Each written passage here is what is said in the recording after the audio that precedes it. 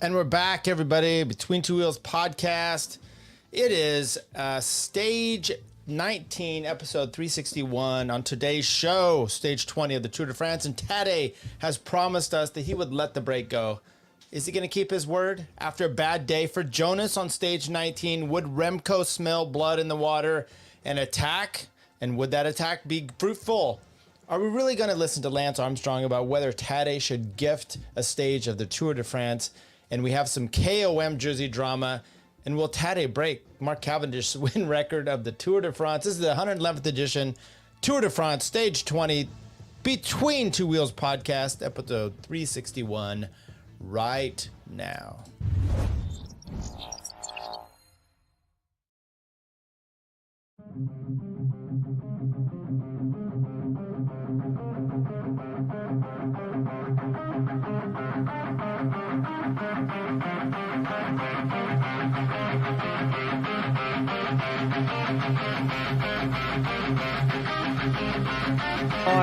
Massive number of people have been upgrading. Yes, there you go. You see the great balloon that you were talking about before. The race we've got yet again, and a victor then goes victory to an American, Andy Hampton. The belt would go by.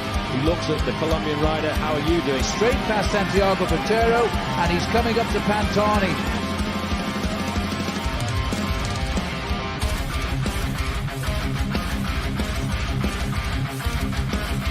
Armstrong is sitting in the last few hundred meters as we come towards the finish of this monumental stage. And as we start to approach the line now, Pantani grits his teeth and accelerates and over the line. Is going now to win stage number 15. Sepp Kuss, an emotional finish from Durango in the USA. Sepp Kuss wins.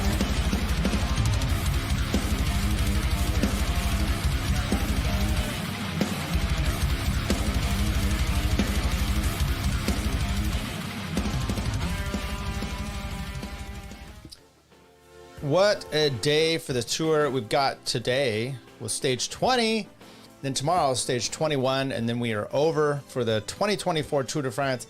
Then we've got the Olympics coming up. I don't really know that I care so much about the Olympics, but then we have the Vuelta a España, we have World Championships, so we're going to keep going, folks. We're going to keep doing these, especially the Vuelta, daily show, recap, a little bit of analysis, kind of some shit talking. Maybe that's what we're really all about. Okay, let's dive into it. But you know what? I have a few small videos. Maybe I should pull those up while we're waiting here. I thought this was an interesting one. Maybe we'll start with what Chris Horner has to say. This tells you that UAE team members Tadej Pogacar wants to win today's stage 19 of the Tour de France. If you're seeing it anything differently than that, you must have been watching NBC Peacock with Bob Roll calling it live, who doesn't know what's going on. Okay, I don't think I disagree so much with that at all. By the way, Victor came in here and said, Between Two Wheels is live. Yes, we are. Glad you're here with us. Let's take a look here at the stage for today. This is stage 20, 132.8 kilometers. Nice to Col de la Couillole, I don't know, something like that. With multiple climbs here. We'll get to the breakdown of it just a second, but remember, this was the stage, this was the results from yesterday. Tadej Pogacar, should he have gifted the stage to Matteo Jorgensen? I say no. And with that in mind, you know, there's people out there. We're going to play some clips here of Lance Armstrong in a bit. Just a second, let me fix this camera. Okay. Talking in a bit about how he thinks it's the biggest mistake Tadej's ever made in his life. Okay. But here's the yellow jersey fight. 5:03 to Jonas Vingegaard, Remco Evenepoel 7:01, João Almeida 15:07, Landa 15:34, Rodriguez for Ineos 17:36, Adam Yates, who's doing a lot of work, he's at 19:18 at 7th place, and then we're gonna get some people that are kind of all stuck in here in 21, 22 spots. Time to move up here. Derek G in 8th place at 21:52. Look, my prediction, and I had a few predictions for this tour. One of them, by the way, hit the subscribe button, hit the like button. It helps us with the algorithm, keeps us going, keeps the people coming in, because we're going to keep doing these things. So hope you enjoy it. However, Derek G, I said before the start of the race, I said he's not going to get top 10. You're looking at top 15. I bet dude's top 10. Okay. And he's going to finish in the top 10 because I think he could time trial well enough. And so there's a good chance of that happening. Currently going into today's race, though, 21:52. He's got almost a minute on Matteo Jorgensen in 9th place, the American. And then Giulio Ciccone at 22:46. Buitrago at 22:56, and this is the interesting race. Little thing. Maybe I should, while we're doing this here, maybe I should try to look up this incident that happened here. I don't know if it was on Twitter. It was on. Let's take a look. Just bear with me just a tad bit. Let's see if I bookmarked it. I don't think I did. No, but let's take a look here. How do you spell Buitrago? B-U-I. Okay, B-U-I, Trago. Okay, let's see if it comes up here in media, because there was a little confrontation between he and Giulio Ciccone. There we go. I'm gonna be able to play it here. This was after, I think, stage 19. So we'll be able to play this. Let's share this in here. This works pretty good. Someone caught this. I don't even know if it's English, but I've heard it. Hey, Ciccone. That's what Ciccone says. Hey. You're behind 3. We saw everything with the bottle like this. It's not correct. This is the Tour de France. Buitrago says, I've learned from you. Eravamo in 3, Eravamo in 3 dietro che abbiamo mirato con la giuria. Così, con la borraccia, non è corretto. Non è corretto. Ho imparato il tema.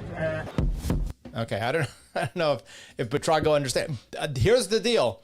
Sticky bottle. Ciccone is, and they're in a tight fight here, right? So, So Buitrago 22:56, just 10 seconds ahead of Ciccone at 22:46, fighting for 10th place there.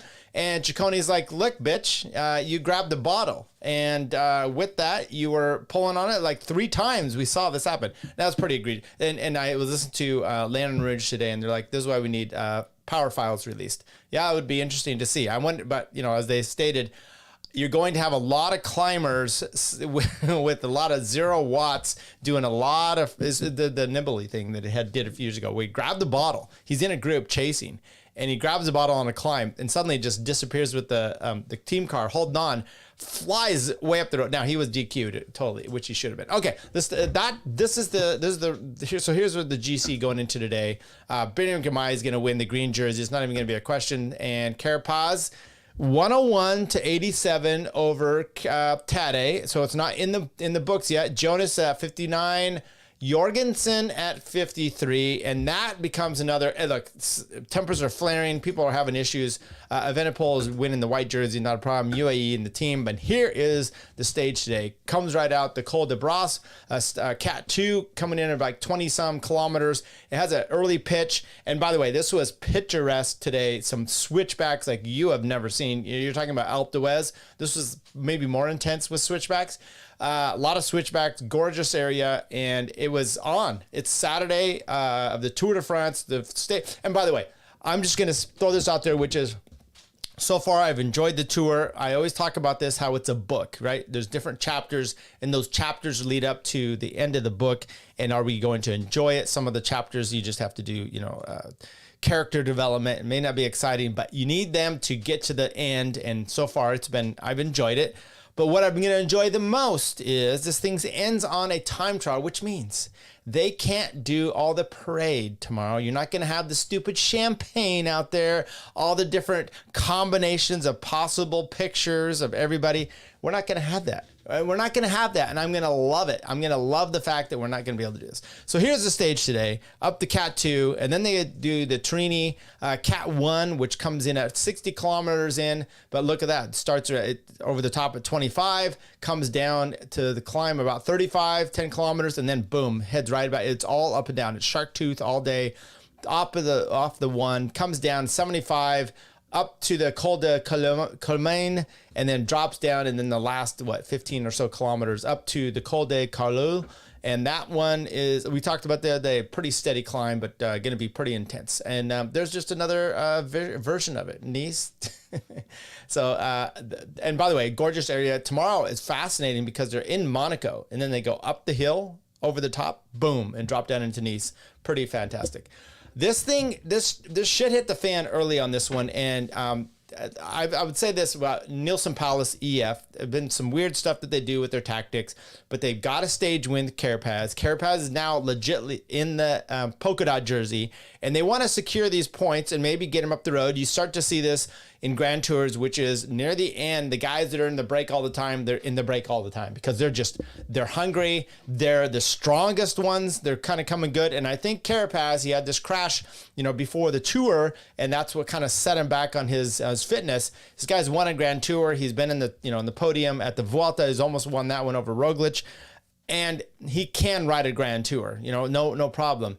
And so he didn't come into this one the best, and he is coming into form at this point, and you're seeing it today. Some stupid stuff I think that he does today. However, Nielsen Palace starts off going up this first, the Col de Bras, lighten things up. This thing is magic, and you have Jorgensen in this mix already. Here's some switchbacks that are happening. You can see it's spread out all over the place. Big splitting up on the first climb. Decathlon says yellow jersey group, 10 riders in the yellow jersey group. There are riders everywhere. Yes, there were. Matteo Jorgensen is going up the road. Then Wilco Kelderman goes up the road with Brau. Now I'm going to have to take hang on. I'm going to pull this because it is for the best if I actually have some people's names correctly. RM Baru, I think that's who it is. I don't have it here, but I'm pretty sure that's who it is for Decathlon team. But I want to actually get it right. Sorry. There we go. Complimentary results. This will help us on the first climb. Yes, Bruno Amaral. There you go. Of Decathlon team. He goes up the road, and he gets with Wilco Kelderman, who was in the break yesterday. Fantastic rider for Jumbo. What is Jumbo doing today? Well, they didn't get the win yesterday. They put satellite riders up the road yesterday for Jonas. Are they going to do that today? Well, I said Jorgensen was trying to get up the road, but that's getting shut down by UAE. I'm watching this early on this climb, and I'm like, why is UAE, if they're going to Tadej said this yesterday, we're going to let the break go. Why are you doing so much work to let the break go? But I think some of it is like, okay, we're not going to let Jorgensen go up the road. You let Jorgensen go up the road. It's Jorgensen and Jonas, not Jonas and Jorgensen, but my bad. Jorgensen goes up the road. Now you got a problem with guys like Derek G. Israel's Primatech's going to do some work or something like this. They're going to bring this shit back. And now you got, Breaking Array.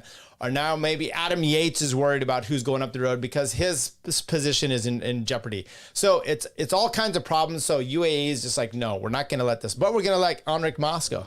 And there you go. There's some of the switchbacks that are amazing today. Riders all over the road. Going up and over the first category sprint, Enric Mas gets it over Bruno Amaral, Wilco Kelderman, and I don't have video on this, but let me just tell you what happens. In the mix, things kind of settle down. Jorgensen comes back to the group. They're letting this group of 3 go up the road. There's 4 spots for KOM points at the first sprint. 1 has been taken by Enric Mas, 2 by Bruno Amaral, 3 by Wilco Kelderman, and now the group is coming up. The peloton is coming up to this KOM. There's 1 point left. 1 point left. UAE's on the front. They're not really drilling it. Soler's up there. He's doing just fine. And Carapaz starts coming up, and Tadej kind of gives him a swat like, dude, it's all you. We're not going to let anybody, take it. So Carapaz comes up to the front, starts to go to the finish. And Matteo Jorgensen sprints and makes Carapaz get out of his saddle. And who takes the points? Matteo Jorgensen takes the points over Carapaz. This thing is kind of like, wow. And I'm listening to Eurosport at the time, and they're like watching this. And Robbie McEwen's like, what? And first thing I do, I like hurry and look at the results of the points to see what's out there. And to kind of see what Matteo is going to do. Is Matteo going to continue on? No, he doesn't continue on. But Carapaz does. Now, Carapaz needs to get up the road. He's got Nielsen Palace up there. Well, just like yesterday, he gets him to work. He gets in the break, and now you're looking at a completely different group going up the road. You've got, I think, Carlos Rodrigo's up there. UAE is on the front. They're doing work. Tadej comes over here. He sees his girlfriend on the side of the road because she lives not too close, too far. He squirts her with a bottle. Sexy. Coming up here, 82.1 kilometers. You've got Wilco Kelderman on the front. Now you've got Trent Tratnik in the group for Jumbo. So they've got Visma Bike. They've got 2 riders up the road. Amrail's up there, Carapaz is up there, Moss is up there, Bardet's up there. Soler gets up the road for UAE. So I was incorrect before about him being on the front. I think he might have been on the front on that, the Cat 1. However, he gets up the road, and it's a little bit better day for UAE. They're looking in the pack there. They're letting the group get up the road by 4:42, but they being UAE, still did a little bit of work to kind of keep this thing in check. And you're kind of saying, okay, I don't know why they're keeping things in check. Maybe it's just maintenance. This is how we do it. That's what's happening. Carapaz continues to take the KOM points, comes up here to the next one. He takes it. Soler's behind him, but doesn't really have a chance. Carapaz takes the second one over Soler, Bruno Amarai, Jan Tratnik, Enric Mas, and Wilco Kelderman.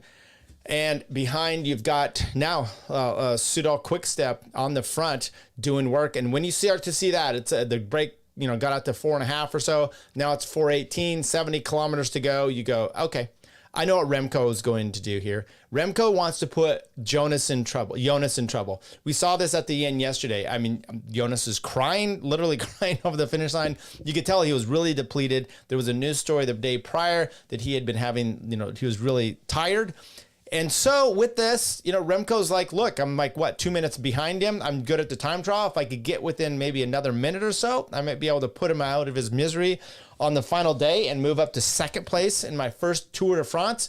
So he puts the team on the front. Gianni Moscon, former Sky, former Ineos rider. Remember, he got in a little spat with a guy calling him names.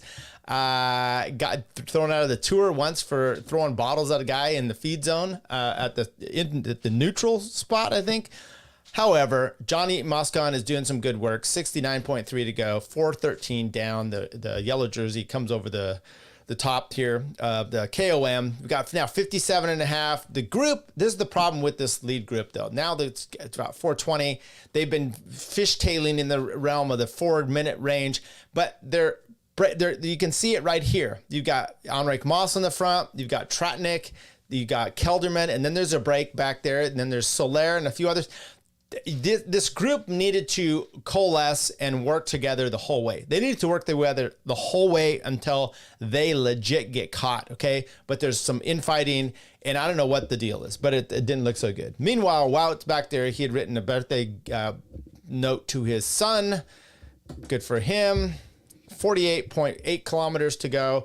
The group is now 3:56. They're closing it down to close to 4 minutes. Come through the sprint spot. Jasper Stuyven, he's been riding real strong. He comes into the sprint, takes that over Tobias Johannesson, Wilco Kelderman, Roman Bardet, Carapaz, Tratnik, Kevin Genetz, that's the Groupama FDJ rider from the Netherlands, I believe. Bruno Amarai, Marc Soler, Enric Mas, Gianni Moscon, Ian Van Wilder. So that's where the next group comes through there. Van Wilder, Hurt, Landa, and Remco. So you can see the whole Quick Step team is on the front. However, 41.5 kilometers to go. This group, once again, they're still having problems, still splitting up. The chase group, that is. At 40-some kilometers to go, they're trying to get up to the Colmaine. Marc Soler comes off the back, and next thing you know, he comes flying through and just makes a big attack. Why? I don't know. I mean, for him, it doesn't matter. Maybe he's trying to slow down the group, but then he stays on for a while. Tratnik moves off the front. Carapaz has to chase that down. Meanwhile, you can see here the gap. We're looking at, 41.5. They're 3:59, 3:56, 3:52. Now it's 3 minutes. So a lot of this little fighting going up there. Maybe the group behind is flying, but these guys aren't helping themselves. They lose a minute here and a few kilometers. Carapaz does kick over the top for the next King of the Mountains and gets all the complimentary points. Carapaz, Enric Mas, John Tratnik, Kelderman, Kevin Genetz, and Marc Soler going over there. At this point, I mean, the points on the day for Carapaz were 10, 10, and 0. So he's got 20 points on the day.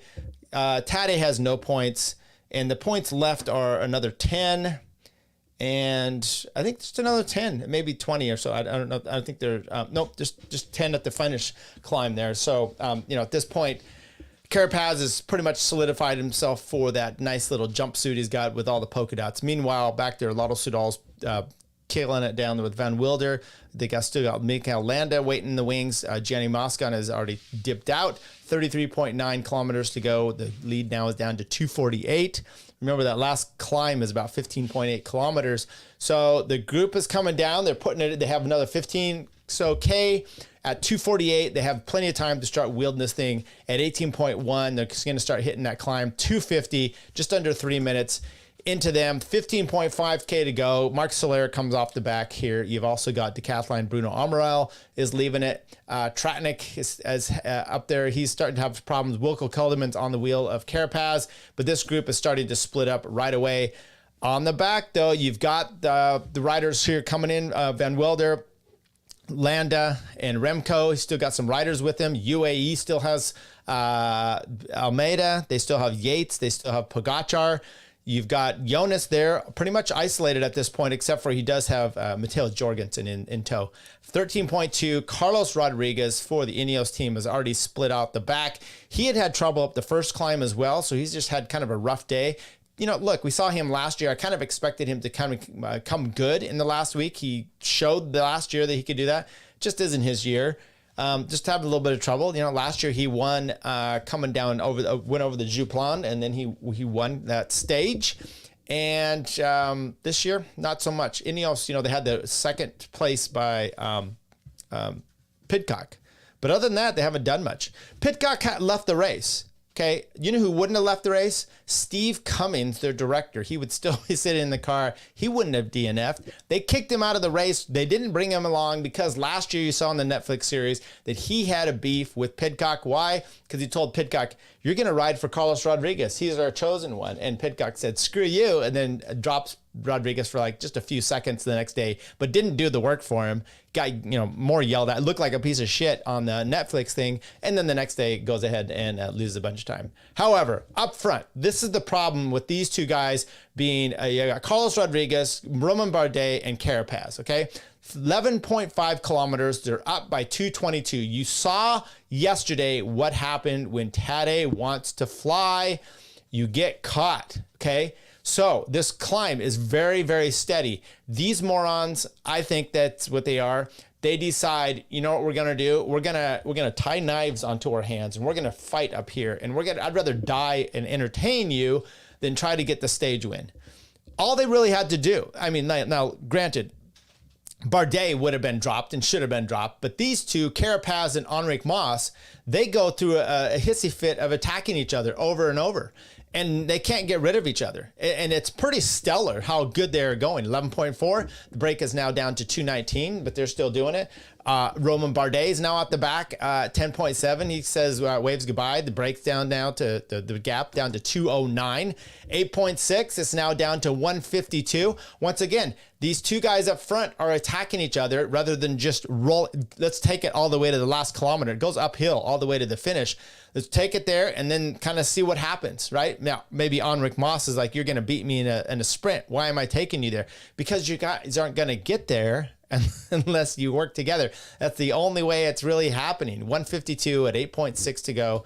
It's coming down 155, 152. Now Landa takes over on the front. Tadej starts wiping himself off with water bottles. Solera's come out the back. I do want to play a video. Maybe I'll do that right now here, actually. I'll share the screen here and see this video because I thought this was, I saw this specifically and I thought it was a really good Marc Soler, who's not always your greatest team rider. But here's Soler at 8.8, 155. He comes back to the group. Remember, he had been up front. Giulio Cicconi's having trouble in the back. Jorgensen's hanging on, and it's going pretty good. And he comes up here with a water bottle, he being Marc Soler. And he had put a bunch of water bottles. He had two on his bike. He had one in his hand. And I think he had maybe another one back here. He comes out. He gets it for his teammate. Comes to Jonas, and Jonas grabs it, and then he's like, nope. He pulls it out of Jonas's hand, and Jonas is like, oh, sorry, whatever. Gives it to Tadej. I swear Tadej's laughing there. He dumps it on his back. He puts it in his mouth, and then Soler hands a bottle to Almeida, and then he's doing it over the head. He's and then I think Tadej tries to hand it up to Jonas. Yeah, there he goes. He tries to hand it up to Jonas. Jonas says nope, and then he spilled it on himself. But I thought that was pretty funny. But I will say, Soler, and then Soler does more work, tries to come up here, gives him some more food. So Soler comes up here and does some great job of trying to be the teammate he can for when he can. And, you know, fantastic for him. I don't know that him being in the break all day was the best thing, but if it's to get them some extra water bottles, that's perfect. Now, Carapaz is starting to get caught and get worried. So once again, what does he do? 7.3, it's at 126. He puts in this rip-roaring attack over Enric Mas. Enric Mas hangs with him, comes back up to them. Then the two are going riding. It's just another blown match altogether. 7 kilometers, just a little bit further. Now back down the road, they're not quite at 7. They're a minute 22 behind the 7 kilometers. Remco Evenepoel decides he's had enough and he attacks over Landa. Now, Jorgensen was already having trouble. He's having some trouble in the back there, barely hanging on. Adam Yates had already been spit out the back. It's really just these guys left. These guys being Tadej Pogacar. He's got Almeida with him. Landa's there with Remco, Jonas, and Jorgensen, okay? But this time, the attack by Remco just isn't beefy. I've seen him attack coming up to the Tour in multiple, you know, the Dauphiné, not this year, but last year especially, attacking and just kind of riding people off his wheel with his attacks. It's not quite the Tadej attack, but it's very strong. It's not here at this race, okay, which is every time Tadej's attacked, Jonas has been able to at least be the person that's going up there, except for yesterday. But that's, you know, Jonas having a bad day, and Remco, maybe that's just something you have to work on. But I think your climbing has been, you know, top 3 in this race, so maybe not. The group comes back together. Jorgensen comes up there. Landa comes up there with him. Then Almeida says, you know what? Landa just did a big pull. I'm going to drop this MFer. And he comes up to the front and starts doing the work. Now, this is really just doing work for Remco, because Remco wants to set things up to get and soften up Jonas and to get rid of him. So, but it plays into the hands here of Almeida himself, because he's trying to protect his 4th place overall from Landa. And if he can get rid of him, get some more time, then his time trial tomorrow is not going to be as stressful and he should be doing better anyway. Is this the right thing to do? I don't think it's necessarily a bad thing to do, especially for Tadej. It's like, fine, you're here, do some work. I know it's maybe a selfish thing, but it's kind of what it is. I don't think that it's really a problem. Remco attacks again, and the 3 of them now dispense of everybody else. But Jonas and Tadej are be able to hang on, and immediately Jonas counterattacks, comes into a hard corner, has a bit more of a gap, and then hits it hard again. And then it's just he and Tadej. Look, 3 kilometers. They've got now 11 seconds from the group. Let's take a look, see where it was at when he attacked. When Remco first attacked, it was, you know, further back. Now they're at 23, or they're a minute 11 here when Almeida takes over. 4.6, they're at 59 seconds when Jonas attacks. And now at 4.5, they're at 54. 3.1 kilometers, they've already closed it down to 11. It's just Jonas on the front doing the work. He's starting to jerk the elbow, a little chicken wing out there for Tadej. Tadej is not coming through. He does have maybe a few paltry little turns, not much work. He doesn't need to. Tadej has now, and suddenly now he's all, hey, I don't need, I'm conserving energy. I don't need to do this. And it's like, okay, dude, this whole race, you've been just attacking, which, you know what? When he's flicking the elbow, he being Jonas is flicking the elbow. Maybe Tadej doesn't have it. He said yesterday when he caught up to those guys, his legs were cooked. He doesn't need to put himself in the red. Maybe he's worried about, you know, just the optics of maybe getting dropped. It's not going to happen to him today, though. But he doesn't also need to counterattack Jonas. He's just like, I don't need to do this. However, right before they're getting caught at 2.9, now Carapaz is kicking again, and Enric Mas stays with him. Now, I don't know. You're going to get caught anyway. I don't know what this move does. I have no clue what it does. As a matter of fact, I think Carapaz's best bet here would have been to maybe let Enric Mas go, sit up, let the legs maybe get a little bit of respite for a bit, and then jump on the train as it comes through, and hopefully you've had enough rest where you're the one that's, because you guys are going to get caught. It's no doubt about it. 2.6, Remco is back 25 seconds off of these two. The yellow jersey, those 15 seconds off. They finally catch Enric Mas and Carapaz, they sit up. They have 31 seconds now on Remco at 2.6 to go. Inside the last kilometer, this is where Carapaz just can't hold on. He's relinquishing it. He missed. Now, look, think about it. All three of these guys up here, they've all won a stage this race. Jonas won a stage. Tadej won 4 coming in here, and Carapaz has won a single stage. So they're all stage winners, and you're going to have a repeat winner for this stage, no problem. Tadej kicks it about 150 to go, and immediately you can see Jonas. He drops his head. Tadej comes around the corner inside 100, looks back again. Jonas isn't there. He posts. He does like the wind or like an eagle thing here. There you go. Arms out wide. Jonas looks up at the scoreboard, sees how far back he is. Boys give each other a little handshake. 55 seconds, so they put a minute. I think there's some time bonuses here. Put a minute into Remco. Jonas really extends his lead in second place. 5 wins for Tadej Pogacar. There you go. Tadej, Vinigo, Carapaz, 23 seconds back. Evenepoel, 53. Enric Mas, 107. Almeida, 128. Jorgensen at 133. It's pretty solid since he got dumped around 8 kilometers there to go. Mikel Landa comes in at 141. Yates at 143. Romain Bardet, 152. We'll get to the full thing. Carapaz takes the polka dot jersey. No problem him for the overall, the overall KOM. Pogacar, 5:14 over Vingegaard now. 8:04 over Evenepoel. João Almeida. Mikel Landa. Almeida, look at that. See, he solidified, got some more time. He's about a minute 20 ahead of Landa. Should be good for him for the time trial. Yates is at 21:11. I don't think he's going to be able to catch Landa. Carlos Rodriguez at 21:12. So there's a battle there for 6th place. I think, depending on how those two guys recover, you would think that Rodriguez would possibly be able to time trial better than Yates, but possibly not. Depends on what they want to do. Jorgensen, 24:26. I don't see him getting 3 minutes tomorrow on Carlos Rodriguez. You never know. But there's the brutal battle is for 8th place because Derek G. Jorgensen went in front of him today at 24:50. So he's got 50, 40, 30, 24 seconds or so there. And then Ciccone coming in at 25:54. So I think as far as tomorrow goes, there's the time trial tomorrow. It's got some uphill to it, okay? And it's actually, the profile doesn't make it look as bad as I think it actually is. I think it's not so great. The Col d'Aise is not an easy climb.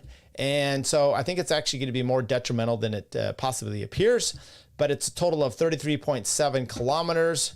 And there's the overall. So we could go past 10th place. Ciccone is in 13th place. 252. So he took a little bit of extra time over Buitrago today, but not much. And I'm sorry, 250. Oh, so that was sorry. We're just looking at the stage day. So he took some time. I wanted to look at these two though. Buitrago and Ciccone. So 25:46 to 26:10. That's going to be the battle right there because there's bad blood between them. Girmay wins the points. Here's the climbing KOMs today. Enric Mas, then Carapaz. Stuyven won the sprint. Carapaz, Pogacar won the final, but Carapaz took 6 points in there. And so Tadej is the points at the finish. Enric Mas got the most combative rider today, which is kind of odd because it looked like Carapaz. But yesterday it was Carapaz and it should have been Jorgensen. So who knows? Who knows? All right. I want a few quick things here. Tomorrow my pick is got to be Tadej, right? I mean, you got a climb involved in here, although you'd think Remco is really motivated to get a win. He's been riding pretty good, but no one's riding like Tadej. Tadej's riding out of his mind, and you've got this climb in the middle. You've got a screaming descent. All of this shapes up. It should be Pogacar, but he won the stage today. There was problems with gifting yesterday. We talked about that. Now I'm going to play 2 clips here. They're both from Lance Armstrong, and I don't know what to say about them other than they seem a little bit crazy. You're going to get the same. Okay, let's do this. They're talking. This is yesterday after stage 19, the Move podcast. They talk about Tadej winning and gifting. Should he have gifted the ride? Should he have done that? Whatever. And so. The concept, the mindset you want to put yourself in, though, is Lance Armstrong. He's coming from a place where I've called him psychotic. Remember, remember when you're watching this too, that he has pointed out that he does not like that these guys give high fives to each other after the races. It's not good. It doesn't spur on competition. Okay, it doesn't spur on competition, but you've got now you're upset that he's winning too much.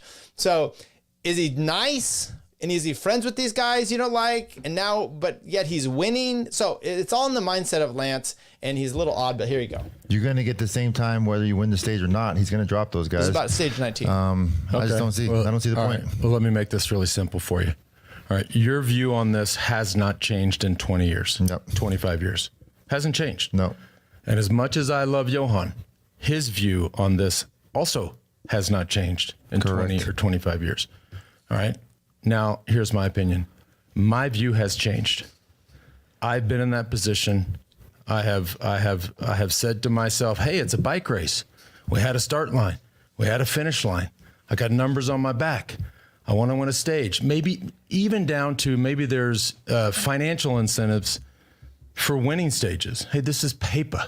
Yeah. It's paper. Yeah. We talking about paper. My view has totally changed. When I watch that, and y'all can sit at home, say whatever you want, think whatever you want. How dare he comment on this? Well, you know what? You're right. I am uniquely suited, I believe, to comment on this. And I will say this. What we saw today, and I want to make this very clear, was the biggest mistake he's made in his entire career. I promise you. People the other teams don't want to see it. Yep. The fans, keep in mind, these aren't a bunch of Slovenian fans out there. Yeah. It's easy to get stuck on your island and say, man, my folks at home are going to love this. Yes, they're going to love it. Right? Meanwhile, you've got Remco Evenepoel from Belgium, arguably one of the most influential countries in cycling. You've got Jonas Vingegaard, a two-time champ from a country like Danish who's cycling crazy. Danish. You're in France. Denmark. You've got the French media. This, I promise you, this is a massive mistake. It was unnecessary, and I can hear all the arguments of, hey, it's a race. I said it the other day. I will say it again. Yes, it's a bike race, but this is also a political campaign. Don't give these people a reason to hate you. No. I'm going to say that again. Don't give them a reason to hate you, and if that's too strong for you, don't give them a reason to not like you. And I'll go a step further.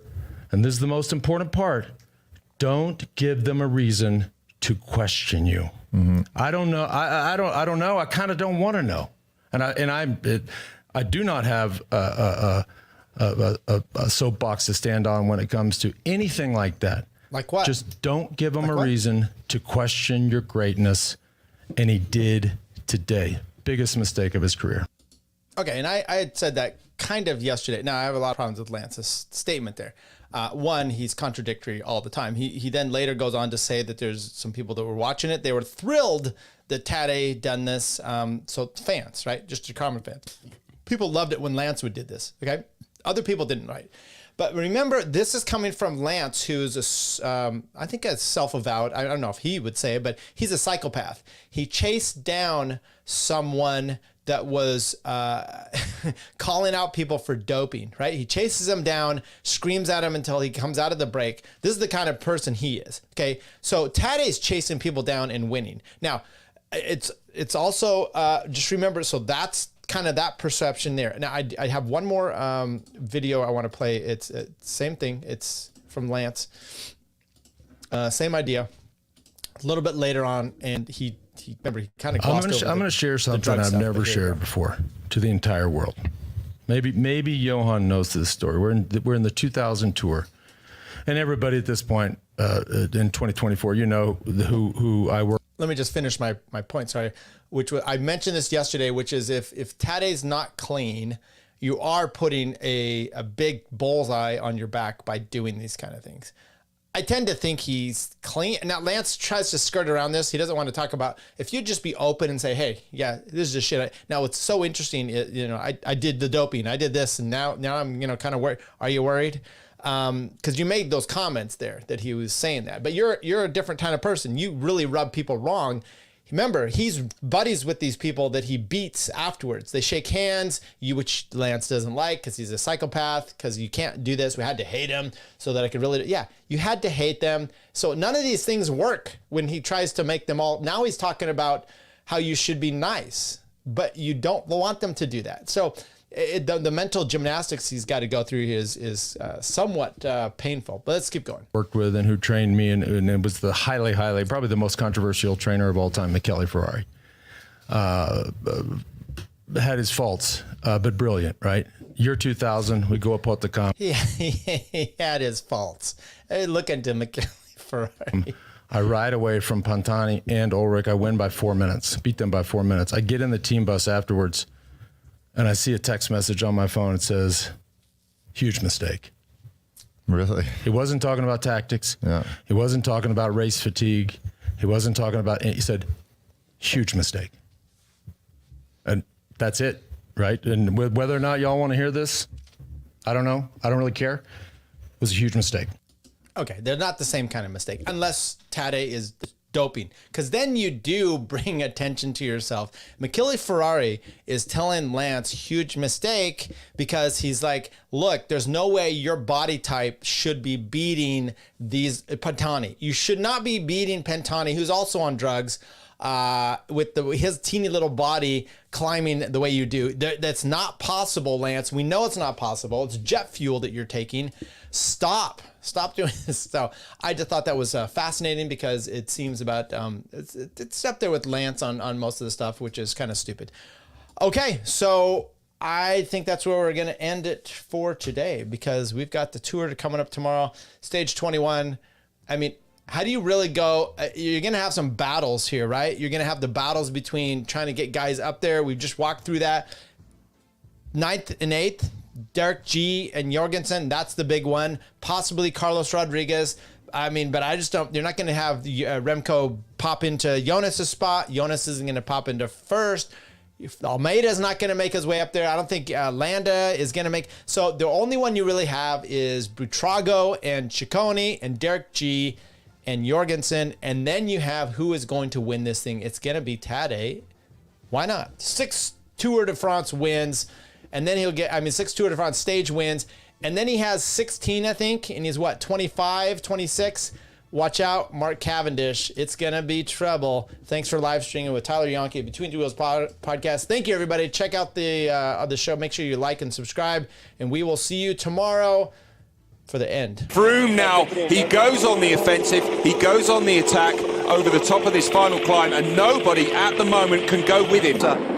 He had 75 kilometres to go, and now under the Flamme Rouge, and there he is still, the virtual Maglia Rosa on the road. Who would have thought it at the start of today? But Chris Froome